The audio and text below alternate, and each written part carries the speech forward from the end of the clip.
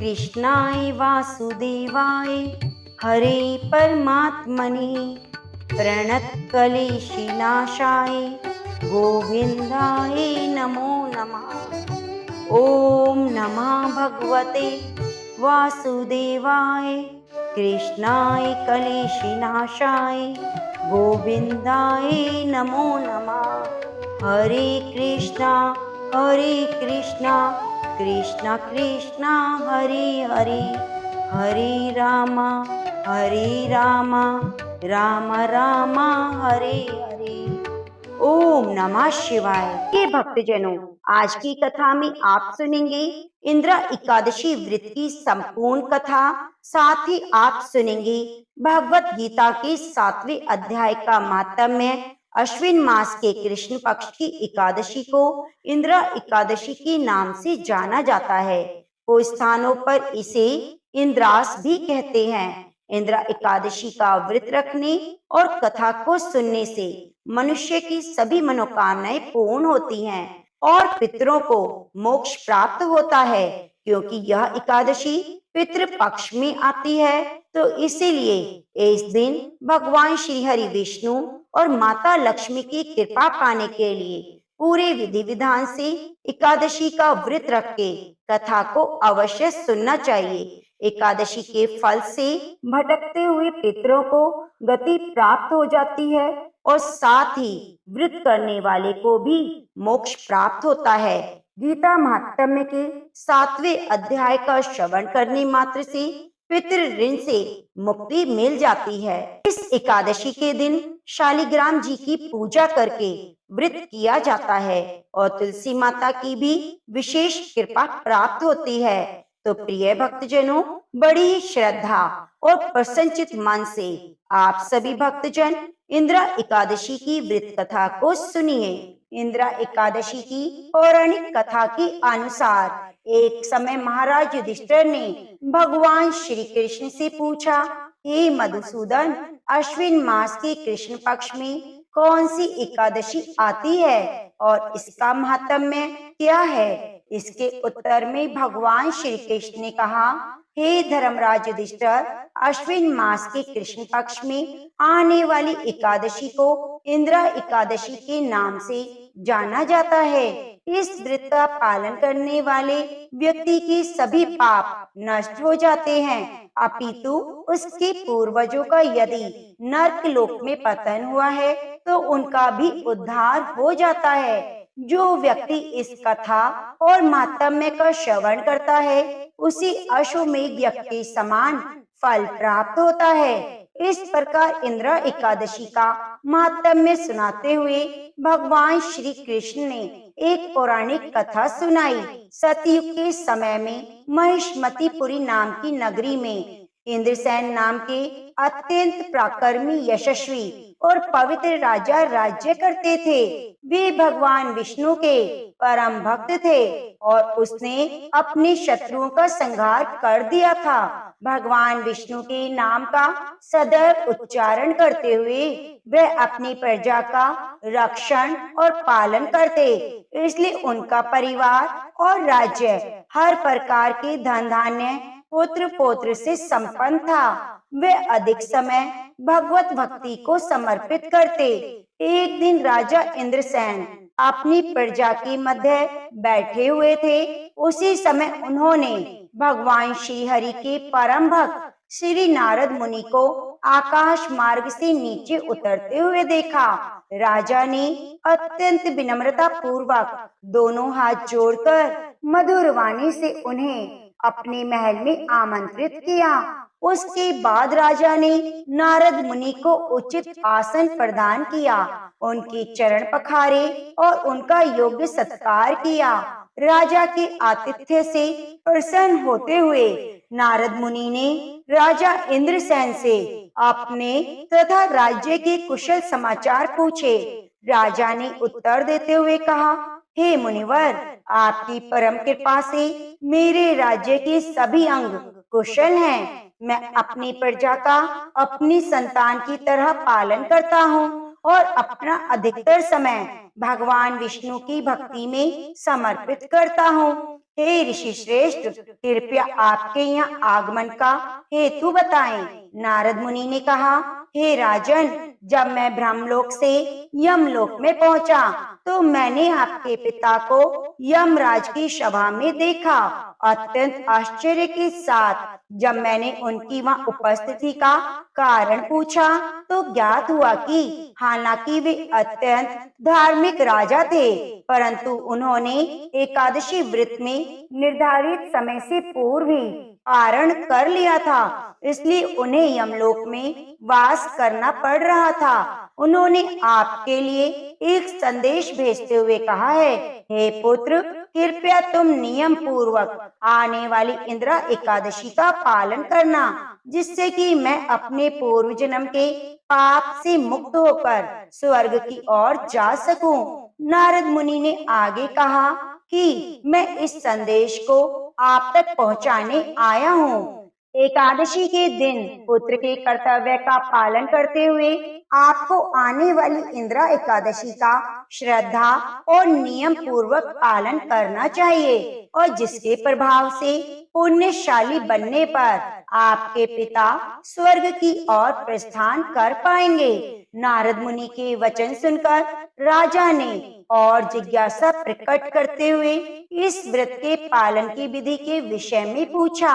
नारद मुनि ने कहा, दशमी के दिन श्रद्धा पूर्वक भगवान की सेवा करें, अपने पूर्वजों को यज्ञ आहुति अर्पित करें, एक बार से अधिक भोजन ना लें, भूमि पर शयन करें, एकादशी के दिन प्रातः ब्रह्म मुहूर्त में उठ जाएं, भगवान के सामने एकादशी व्रत का संकल्प ले, अपहारण में भगवान की विग्रह श्री शालिग्राम की पूजा अर्चना करें, भगवान को भोग अर्पण करें, उसके बाद उसे अपने पूर्वजों को अर्पित करें, उस भोग को गाय को खिलाएं, संपूर्ण रात्रि के दौरान भगवान केशव की उपासना और कीर्तन करें। दूसरे दिन द्वादशी पर भक्ति भाव से भगवान श्री हरि की उपासना करें, ब्राह्मणों को और संबंधियों को उत्तम भोजन करवाएं और पारण के समय में स्वयं भी भोजन ग्रहण करें। इस प्रकार नियम पूर्वक और इंद्रियों को संयम में रखते हुए एकादशी व्रत का पालन करें। इतना कहकर नारद मुनि वहां से अदृश्य हो गए। राजा ने नारद मुनि द्वारा बताए गए दिशा निर्देशों के अनुसार इंद्रा एकादशी का पालन किया। उसके फलस्वरूप आकाश से पुष्प वृष्टि हुई और राजा ने स्वयं अपने पिता को आकाश मार्ग से बैकुंठ की ओर प्रस्थान करते हुए देखा। कथा का समापन करते हुए भगवान श्री कृष्ण ने कहा, हे युधिष्ठिर महाराज, इस प्रकार इंद्रा एकादशी के प्रभाव से राजा इंद्रसेन ने स्वयं भी जीवन के अंत में बैकुंठ लोक को प्राप्त किया। तो इंद्रा एकादशी के दिन हमें पितरों के निमित्त व्रत करके तर्पण करना चाहिए। तो प्रेम से बोलिए, कृष्ण कन्हैया बंसी वाले मुरली मनोहर की जय हो, बाके बिहारी लाल की जय हो। प्रिय भक्तजनों, अब आइए सुनते हैं एकादशी माता की कथा। कहते हैं एकादशी माता की कथा के बिना व्रत अधूरा माना जाता है। एक बार एक बूढ़ी माँ ने एकादशी का व्रत रखा, बड़ा ही भक्ति भाव से पूजा अर्चना की। उन्हें वृद्धा अवस्था में क्या बाधा थी कि वह अपने पुत्र पुत्रों की सुख सुविधा के लिए व्रत किया करती। दिन भर तो जरा कठोर मन करके अपने प्यास को रोके रही और दिन में ब्राह्मणों को मिट्टी के पात्र में भरकर पानी और ऋतुफल दान दिए। दोना भर भर के चीनी और दही का वितरण किया। उन्हें गर्मी के कारण बहुत बेचैनी हो रही थी, इस कारण वे बहुत देर तक पानी में पड़ी रहीं, मुंह धोती रहीं। तब कहीं थोड़ा बहुत धैर्य बंद पाया। धूप तो तेज पड़ रही थी, इस कारण बार बार मुंह भी सूख रहा था। बहुत बेचैनी हो रही थी। एक तो बुढ़ापा और दूसरा यह भयंकर गर्मी। वृद्ध अवस्था की स्थिति तो कुछ दूसरी ही प्रकार की होती है। जैसे तैसे रो धोकर दिन तो कट पाया। अब पहाड़ सी रात सामने थी, उसका कटना बड़ा कठिन दिखाई दे रहा था। खटिया पर पड़े पड़े शांति नहीं मिल रही थी, बार बार करवट बदल रही थी। अनेक बार बाहर जाती, भीतर आती, उन्हें घर के अंदर शांति नहीं थी। खटिया पर पड़ी पड़ी एकादशी माता का स्मरण करती रही। वह कहती रही कि हे माता जी, आप मेरी लाज रखिएगा, आप ही मुझे शांति दीजिएगा, जिससे मैं यह व्रत रख सकूं, यह पार सी रात शांति पूर्वक व्यतीत हो सके। प्यास के कारण बूढ़ी माँ की तो बेचैनी बढ़ रही थी। उन्होंने धैर्य रखने का बहुत प्रयास किया, किंतु सहनशीलता की सीमा टूट गई। घबराकर एकदम चिल्ला उठी, बचाओ बचाओ। अम्मा का चिल्लाना सुनकर परिवार भर के नर नारी, बच्चे, पड़ोसी एकत्रित होकर बूढ़ी अम्मा की खटिया के समीप पहुंच गए। सबने पूछा, अम्मा, आपको क्या हुआ? आप क्यों चिल्ला रही हैं? आप इस वृद्ध अवस्था में यह कठिन व्रत क्यों कर रही हैं? अम्मा जी की शक्ति से ही भक्ति होती है। थोड़ी ही देर में वे फिर से बोली, अरे मेरे प्राण निकले जा रहे हैं, मेरी छाती पर ठंडे पानी का घड़ा रख दो। अब नातियों ने दादी की छाती पर ठंडे पानी का पात्र रख दिया। तब कहीं उन्हें थोड़ा आराम मिला। थोड़ी देर के लिए उन्होंने अपनी आंखें बंद कर ली। अब एकादशी माता ने सोचा, यह बूढ़ी अम्मा है तो बहुत कठोर, जरा जाकर उसकी परीक्षा लेनी चाहिए। आधी रात को मुर्गा बनकर टेर लगाने लगी। मुर्गा की आवाज सुनकर दादी जल्दी से उठी और बाहर जाकर आसमान की ओर देखा। आसमान किंतु साफ, कहीं भी उसमें प्रातःकालीन तारा नजर नहीं आया। सोचने लगी, यह मुर्गा क्यों और कैसे बोल गया? उन्हें प्यास तो लग रही थी, थोड़ा बहुत उनका मन भी विचलित हो गया था। अंत में उन्होंने दृढ़ निश्चय कर लिया कि मैं अब व्रत को पूर्ण करके ही छोड़ूंगी, चाहे भले मेरे प्राण क्यों ना निकल जाएं। यह सोचकर फिर से वे खटिया पर स्थिर होकर लेट गईं। थोड़ी देर में एकादशी माता ने उनकी फिर से परीक्षा लेनी चाहिए। एक छोटी सी बालिका एक गिलास में शरबत लेकर उनके सिरहाने आकर खड़ी हो गई और जोर से बोली, दादी जी, सवेरा हो गया, आप हाथ मुंह धोकर शरबत पी लीजिए। पहले तो शरबत का गिलास देखकर उनका मन चंचल हो उठा, किंतु अचानक मृत का स्मरण हो आया। उन्होंने सोचा, मैं किसी भी प्रकार से शरबत नहीं पी सकती। वे शांति पूर्वक अपनी खटिया पर लेट गईं। फिर थोड़ी ही देर में उन्हें ऐसा लगा जैसे किसी ने उन्हें पानी के कुएं में पलट दिया हो। बड़ी देर तक हाथ पैर चलाती रहीं, किंतु उन्होंने अपने मुंह में एक बूंद भी पानी नहीं जाने दिया। वे दृढ़ता पूर्वक अपना व्रत पालन करती रहीं। थोड़ी देर में न जाने कहां से सामने आग जलने लगी, जिससे भारी गर्मी बढ़ने लगी। प्यास के कारण प्राण निकलने लगे, किंतु बूढ़ी अम्मा का कोई कुछ न बिगाड़ पाया। वे जहाँ की तहाँ मुस्कुराती हुई बैठी रहीं। थोड़ी ही देर में बाहर प्रकाश दिखाई देने लगा। ऐसा लगा जैसे सवेरा हो गया। बूढ़ी अम्मा ने जब बाहर निकलकर देखा तो समझ गई, अभी सवेरा होने में 3-4 घंटे की देरी है। यह जानकर शांति पूर्वक इधर उधर घूमने लगी। फिर एकादशी माता यह बात अच्छे से समझ गई कि ये बूढ़ी अम्मा किसी भी प्रकार से अपने व्रत से नहीं टल सकती। वे उसके सत्य व्रत को अच्छी तरह से समझ गई। अब सवेरा होते ही बूढ़ी माता ने स्नान किया, भगवान का पूजा पाठ किया, एकादशी की कथा सुनी, ब्राह्मणों को दक्षिणा देकर भोजन कराया। तब कहीं उन्होंने व्रत का पारण करके जल ग्रहण किया। कन्याओं को भोजन कराने के बाद अम्मा ने स्वयं भोजन किया। उस श्रेष्ठ व्रत के प्रभाव से बूढ़ी अम्मा की आयु में वृद्धि हो गई। उनका घर परिवार हरा भरा हो गया। अब उनको कोई अभाव ना रहा। वे हर तरह के सुख साधनों से संपन्न हो गई। नाती नातिन से उनका घर भर गया। वे उसी दिन से 12 महीने की एकादशी का व्रत करने लगी। एकादशी माता के व्रत के प्रभाव से इस संसार में हर प्रकार के सुख भोग कर अंत में बैकुंठ धाम को चली गई। एकादशी मैया जैसे आपने बूढ़ी अम्मा और उनके परिवार को हरा भरा किया, ऐसे ही हम सभी की मनोकामनाओं को पूरी करना।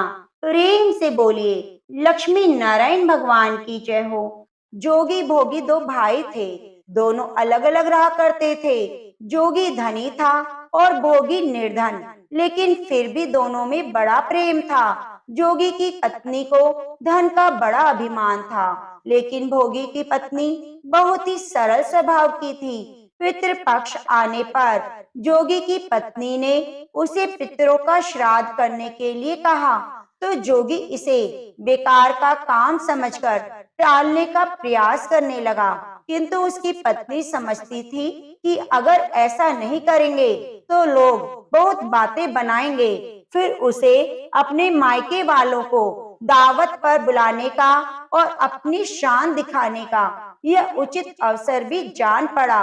तो वह अपने पति से बोली कि शायद मेरी परेशानी के कारण ऐसा कह रहे हैं, किंतु मुझे कोई परेशानी नहीं। मैं काम करने के लिए भोगी की पत्नी को बुला लूंगी। हम दोनों मिलकर सारा काम कर लेंगे।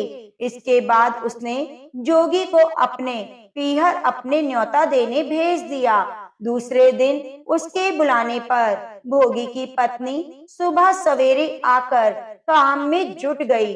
उसने रसोई तैयार की, तरह तरह के पकवान बनाए, फिर सभी काम निपटाकर अपने घर आ गई। आखिरकार उसे भी तो अपने पितरों का तर्पण करना था। इस अवसर पर ना जोगी की पत्नी ने उसे रोका और ना वो रुकी। जल्दी ही दोपहर हो गई।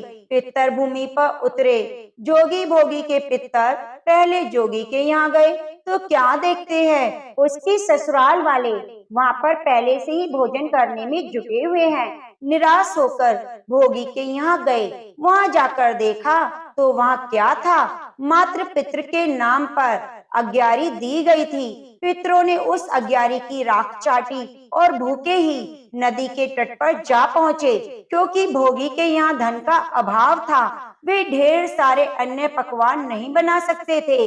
थोड़ी ही देर बाद सारे पितर इकट्ठा हो गए और अपने अपने यहाँ के श्राद्ध की और वंशजों की बड़ाई करने लगे। जोगी भोगी के पितरों ने भी अपनी आप बीती सुनाई। फिर वे सोचने लगे, अगर भोगी सामर्थ्यवान होता तो शायद उन्हें भूखा ना रहना पड़ता, मगर भोगी के घर में तो 2 समय की रोटी भी खाने को नहीं थी। यही सब सोचकर उन्हें भोगी पर दया आ गई। अचानक फिर नाच नाच कर गाने लगे और भोगी के घर धन हो जाए, भोगी के घर धन हो जाए। शाम होने को हुई। उस दिन भोगी के बच्चों को खाने को कुछ भी नहीं मिला। उन्होंने माँ से कहा, माँ भूख लगी है। तब उन्हें टालने की गरज से भोगी की पत्नी कहने लगी, जाओ बच्चों, आंगन में होदी औंधी रखी हुई है, उसे जाकर खोलो और जो कुछ मिले मिलजुल कर बांट कर खा लेना। बच्चे वहाँ पहुँचे तो क्या देखते हैं कि होदी तो मोहरों से भरी पड़ी है। वे दौड़े दौड़े माँ के पास आए और सारी बात बताई। आंगन में आकर भोगी की पत्नी ने सब देखा तो वह हैरान रह गई। इस प्रकार पितरों की कृपा से भोगी भी धनी हो गया, पर धन पाकर भी उसे घमंड नहीं हुआ, बल्कि दूसरे साल जब श्राद्ध पक्ष आया तो श्राद्ध के दिन भोगी की पत्नी ने 5 तरह के व्यंजन बनाए, ब्राह्मणों को बुलाकर श्राद्ध किया, भोजन करवाया, दान दक्षिणा दी, जेठ जिठानी को सोने चांदी के बर्तनों में भोजन कराया।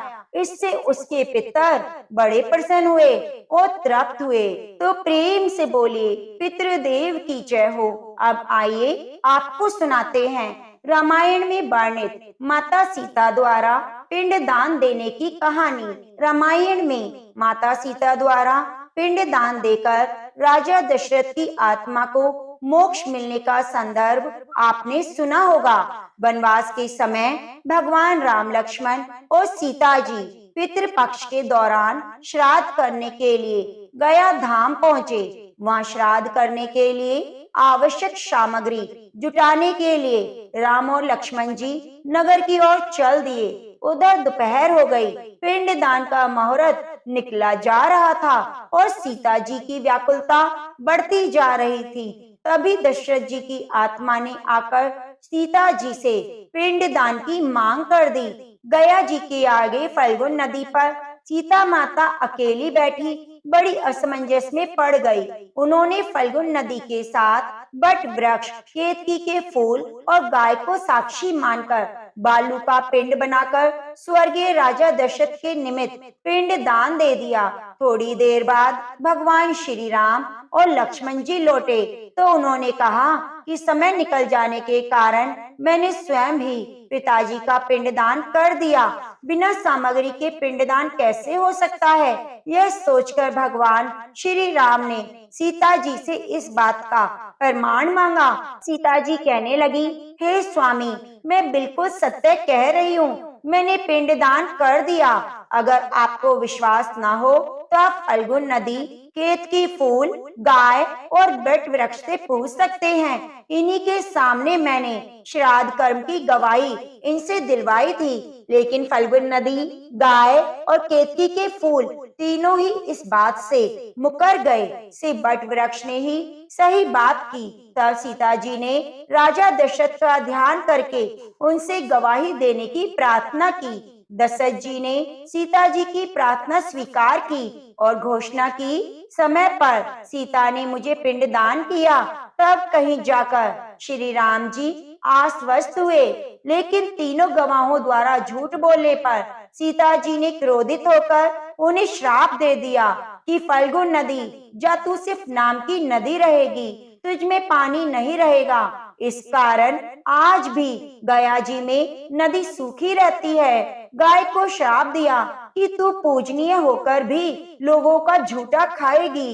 केतकी के फूल को श्राप दिया कि झूठी गवाही देने के कारण तुझे पूजा में कभी नहीं चढ़ाया जाएगा। बट वृक्ष को सीता जी का आशीर्वाद मिला, उसे लंबी आयु प्राप्त होगी और दूसरों को छाया प्रदान करेगा। पतिव्रता स्त्री तेरा ध्यान करके अपने पति की दीर्घायु की कामना करेगी। यही कारण है कि गौ माता आज भी झूठा खाती है।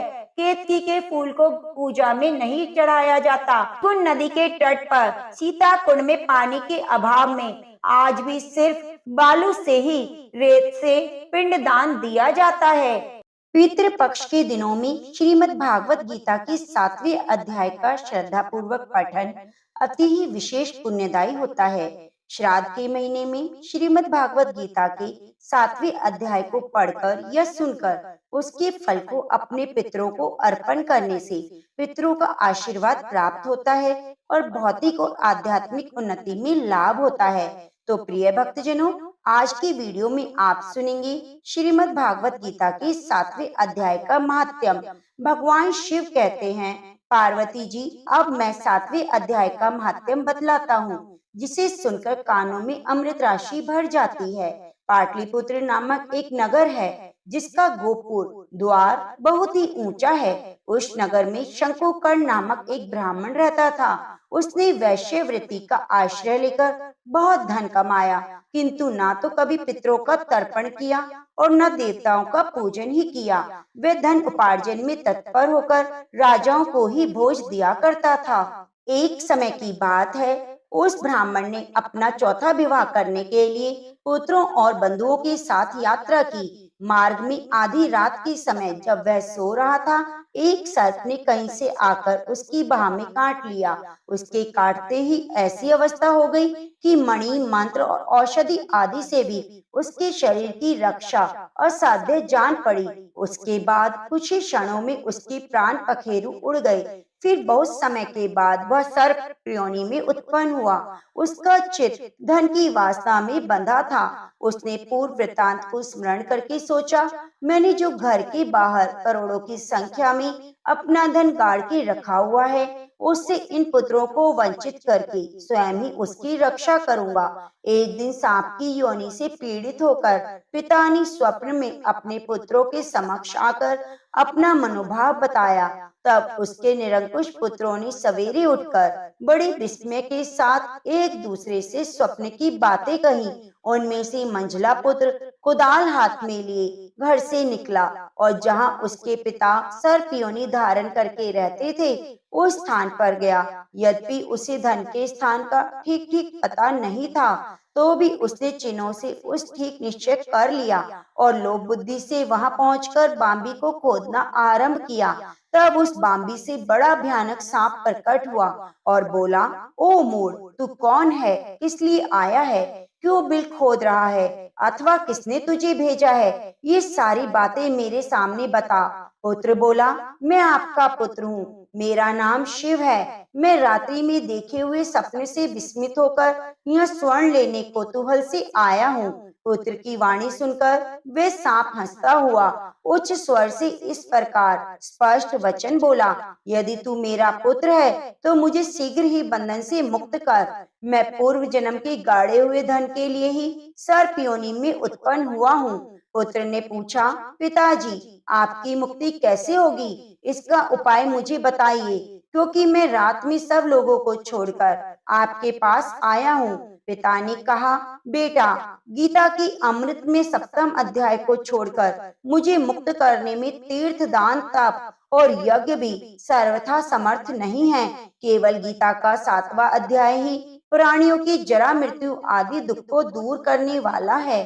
हे पुत्र, मेरे श्राद्ध के दिन 7वें अध्याय का पाठ करने वाले ब्राह्मण को श्रद्धा पूर्वक भोजन कराओ, इससे निसंदेह मुझे मुक्ति हो जाएगी। हे वत्स, अपनी शक्ति के अनुसार पूर्ण श्रद्धा के साथ वेद विद्या में प्रवीण अन्य ब्राह्मणों को भी भोजन कराना। सर्प योनि में पड़े हुए पिता के ये वचन सुनकर सभी पुत्रों ने उसकी आज्ञा के अनुसार और उससे भी अधिक किया। तब शंकुकर्ण ने अपने सर्प शरीर को त्याग कर दिव्य देह धारण की और सारा धन पुत्रों के अधीन कर दिया। पिता ने करोड़ों की संख्या में जो धन बांट कर दिया था, उससे वे सदाचारी पुत्र बहुत प्रसन्न हुए। उनकी बुद्धि धर्म में लगी हुई थी, इसलिए उन्होंने बावली, कुआं, पोखरा, यज्ञ और देव मंदिर के लिए उस धन का उपयोग किया और अंशशाला भी बनवाई। उसके बाद 7वें अध्याय का जप करते हुए उन्होंने मोक्ष प्राप्त किया। हे पार्वती, यह तुम्हें 7वें अध्याय का महात्म्य बताया गया, जिसके श्रवण मात्र से सब पातकों से मुक्ति मिल जाती है। तो प्रेम से बोलिए, कृष्ण भगवान की जय हो। प्रिय भक्तजनों, अब आइए 7वें अध्याय का रसपान करते हैं। उसके उपरांत श्री कृष्ण भगवान बोले, हे पार्थ, तू मेरी अनन्य प्रेम से आसक्त हुआ मन वाला और अनन्य भाव से मेरे परायण होकर योग में लगा हुआ, मुझको संपूर्ण विभूति, बल, ऐश्वर्य आदि गुणों से युक्त, सबका आत्मरूप जिस प्रकार संशय रहित जानेगा, उसको सुन।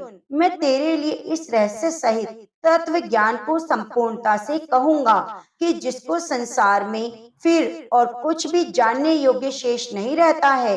हजारों मनुष्यों में कोई ही मनुष्य मेरी प्राप्ति के लिए यत्न करता है और उन यत्न करने वाले योगियों में भी कोई ही पुरुष मेरे परायण हुआ मेरे से तत्व जानता है, अर्थात मर्म से जानता है।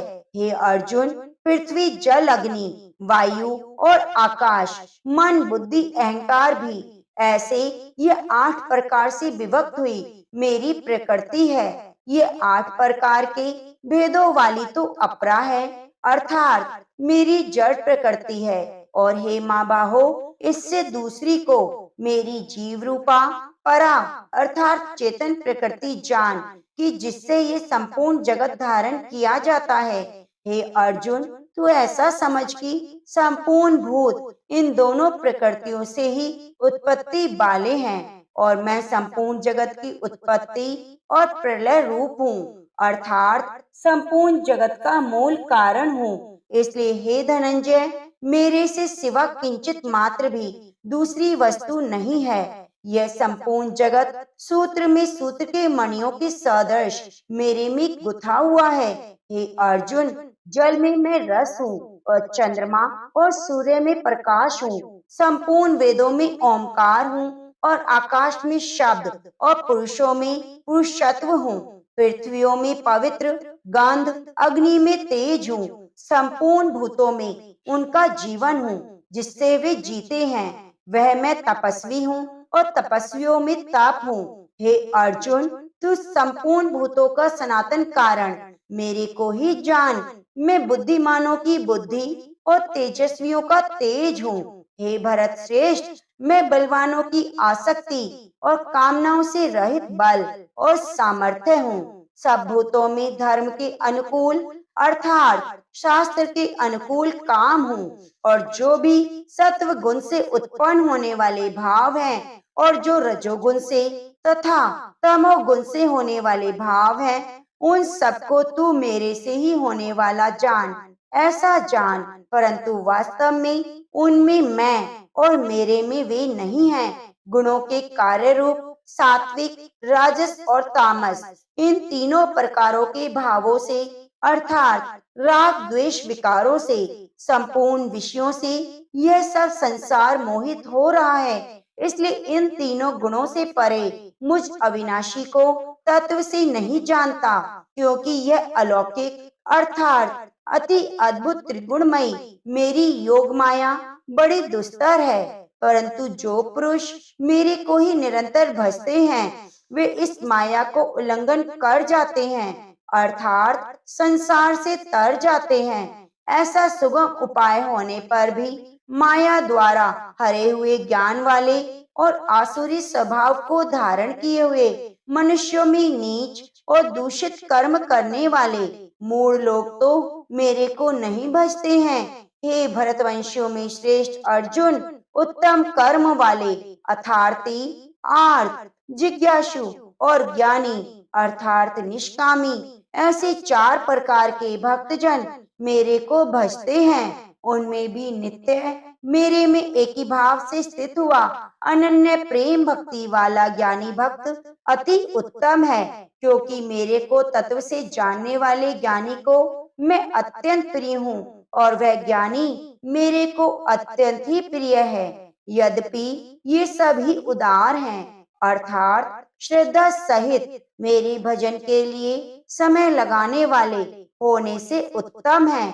ज्ञानी तो साक्षात मेरा स्वरूप ही है, ऐसा मेरा मत है, क्योंकि वह स्थिर बुद्धि ज्ञानी भक्त अति उत्तम गति स्वरूप मेरे में ही अच्छी प्रकार स्थित है, जो बहुत जन्मों के अंत के जन्म में तत्व ज्ञान को प्राप्त हुआ।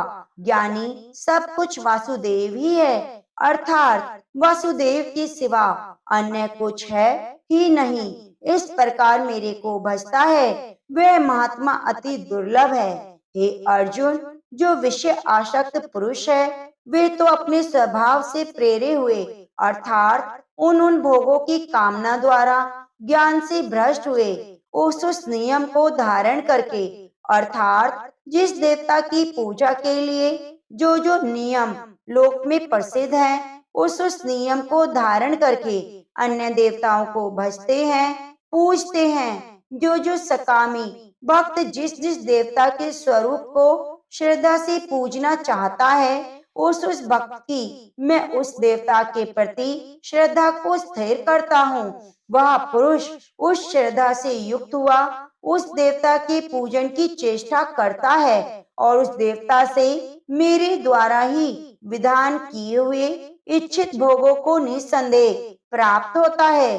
परंतु उन अल्प बुद्धि वालों का वह फल नाशवान है और देवताओं को पूजने वाले देवताओं को प्राप्त होते हैं और मेरे भक्त चाहे जैसे ही भजें, शेष में वे मेरे को ही प्राप्त होते हैं। ऐसा होने पर भी सब मनुष्य मेरा भजन नहीं करते।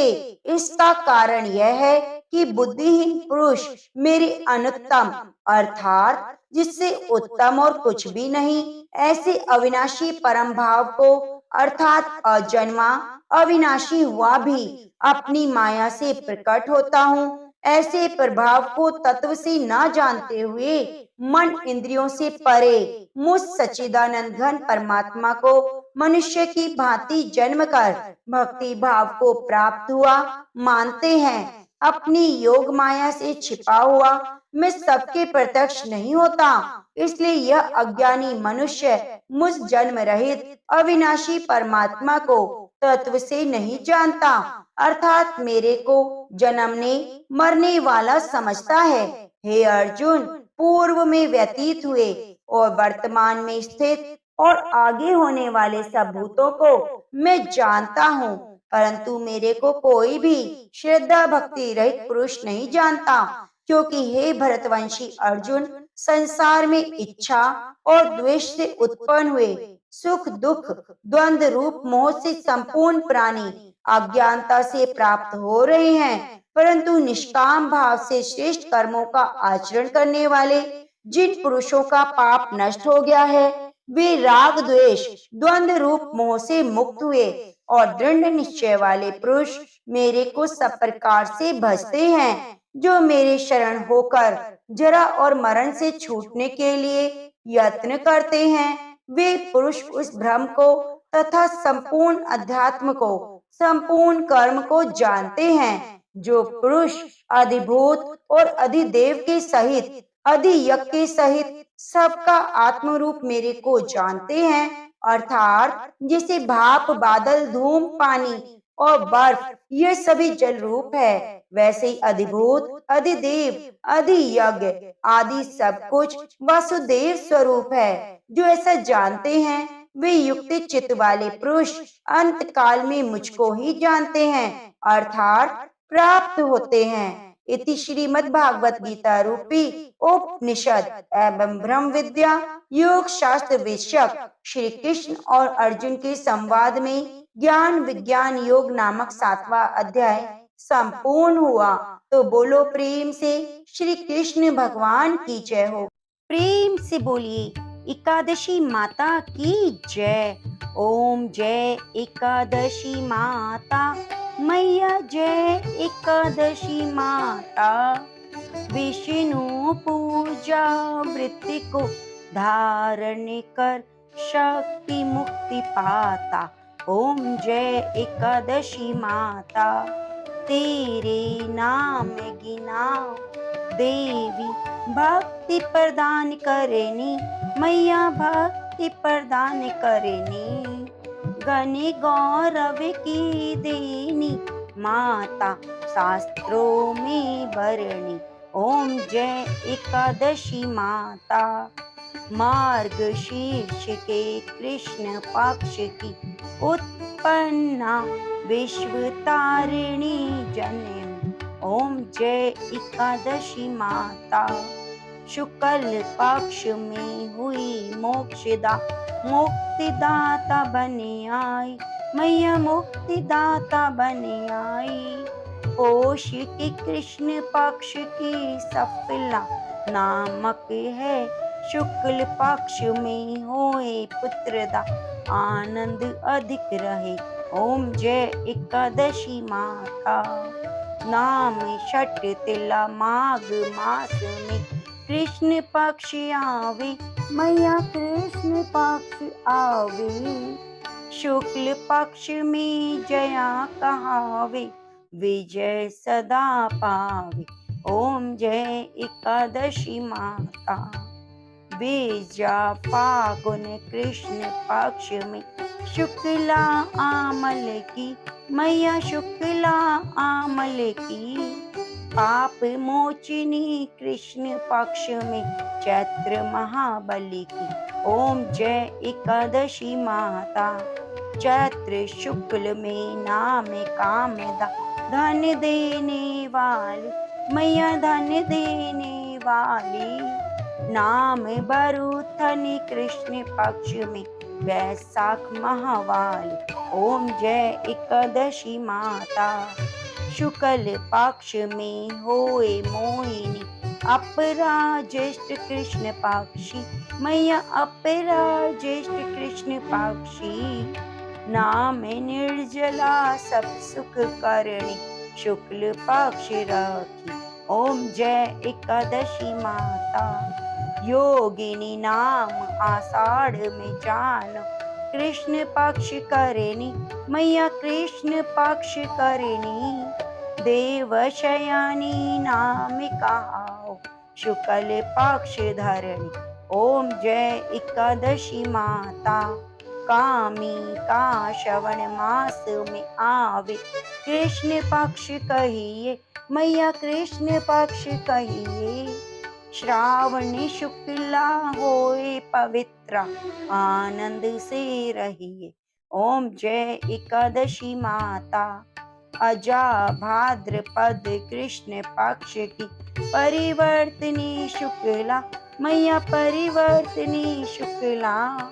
इंदिरा अश्विन कृष्ण पक्ष में व्रत से भव सागर निकला। ओम जय एकादशी माता। अपा कोई शाह है शुक्ल पक्ष में। आप हर नहारी। मैया आप हर निहारी। रमा मास कार्तिक में आवे।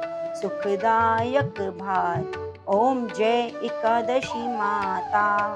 देवोत्थानी शुक्ल पक्ष की दुख नाशक मैया। मैया दुख नाशक मैया। पावन मास में करू विनती। पार करो नैया। ओम जय एकादशी माता। परमा कृष्ण पक्ष में होती। जन मंगल करनी। मैया जन मंगल करनी। शुक्ल मास में होए पद्मिनी। दुख दारिद्र्य हरिणी। ओम जय एकादशी माता। जो कोई आरती तेरी प्रेम भक्ति से गावे। जन गुरुदिता स्वर्ग का वासा निश्चय फल पावे। ओम जय एकादशी माता। ओम जय एकादशी।